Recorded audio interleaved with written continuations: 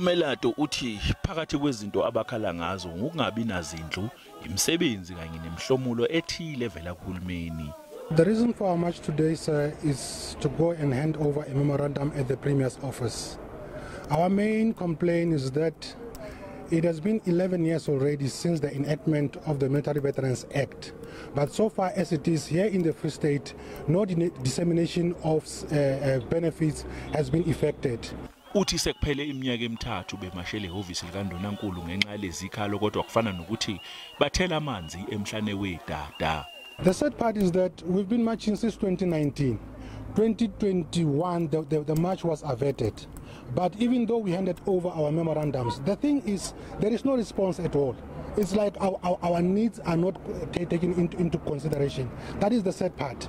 Abakhethile emsebenzi bangathatha noma imuphi abawunikwa uHulumeni. We are not at a point where we can say we want to choose any kind of job. Anything that can put bread on the table will be enough for us.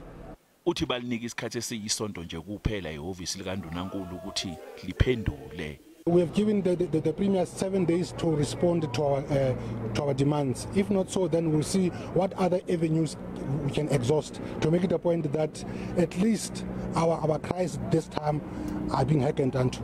Omakadebona boMkhonto Wesizwe bakhala ngokuthi abasebenzi kunezintandane kanye nabafelokazi bamalungu omakadebona boMkhonto Wesizwe ababhuqabhuqwa indlala ngenxa yokungatholi lutho oluvela kuHulumeni kanti futhi abanazindlu.